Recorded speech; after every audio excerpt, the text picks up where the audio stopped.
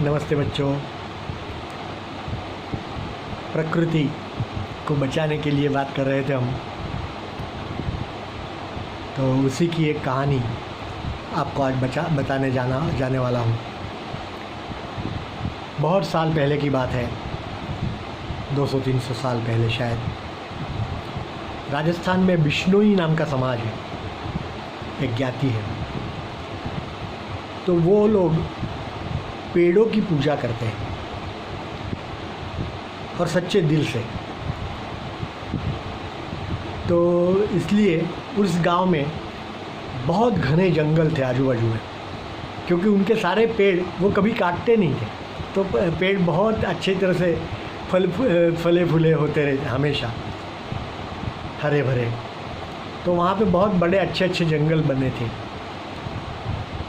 उस विस्तार का जो राजा था, उस राजा को अपना महल बनाना था। तो महल के लिए लकड़ी की ज़रूरत थी, बहुत सारी। तो उसने पूछा कि लकड़ी चाहिए, कहाँ से लाएंगे? तो उनके मंत्री ने बोला कि वो बिश्नोई समाज का जो गांव है, वहाँ आजू बाजू में बहुत लकड़ी है, क्योंकि वहाँ पेड़ फल बहुत अच्छे हैं और जंगल जैसा विस्तार है, तो वहाँ से हम लकड़ी ला सकते हैं। तो राजा ने आज्ञा दी कि ठीक है, वहाँ से लकड़ी काट करके लाई जाए यहाँ पे। इसलिए काटने के लिए बहुत सारे लोगों को सैनिकों के साथ वहाँ भेज दिया। बिश्नोई समाज के जो पुरुष थे, दिन का समय था, तो वो अपने अपने काम पे चले गए थे। घर पे सिर्फ महिलाएं थी, स्त्रियाँ थी। जब उनको मालूम पड़ा कि ये राजा के सारे लोग सैनिकों के साथ पेड़ काटने के लिए आए हैं, तो उन्होंने उनको मना किया कि पेड़ को हम पूजते हैं और इन पेड़ों की वजह से ही हमारे यहाँ बारिश होती है। आपको मालूम है कि जहाँ पेड़ अच्छे ज़्यादा होते हैं वहाँ पे बारिश अच्छी होती है। जहाँ पे बारिश होगी वहाँ पे पानी पीने को मिलता है हमें। तो ये प्रकृति का चक्र जो है ना, वो एक दूसरे पे आधारित होता है। तो लेकिन वो राजा के जो सेवक थे वो तो माने ही नहीं। उनके पास तो राजा की आज्ञा थी कि बस पेड़ काट के लाना है। तो ये सारी स्त्रियां जो थी, महिलाएं थी, वो पेड़ को चिपक गई।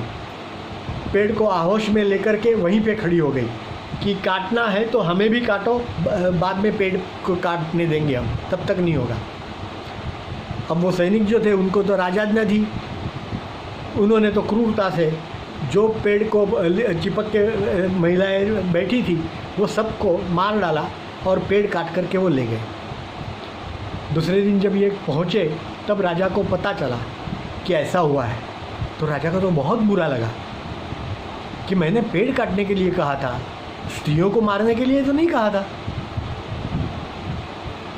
तो राजा बहुत आत्मग्लानि हुई उनको और दुख करने लगे। तो फिर उन्होंने आज्ञा दी कि अपने उसमें राज्य में अब बिश्नोई समाज जहाँ रहता है, वहाँ से कोई भी पेड़ काट के लाएगा नहीं। इस प्रकार की नई आज्ञा दी और तब बिश्नोई समाज के लोग जो थे वो ठीक हुए, खुश रहे। और फिर उन्होंने अपना काम जो था जंगल में पेड़ उगाने का, वो शुरू रखा। तो बच्चों, हमें भी यही करना है। ज़्यादा से ज़्यादा पेड़ उगाइए, उसका संरक्षण करिए, उसका संवर्धन करिए, तो ही ये प्रकृति का चक्र बराबर से चलता रहेगा और हमारी अगली पीढ़ियाँ अच्छी तरह से जी पाएंगी।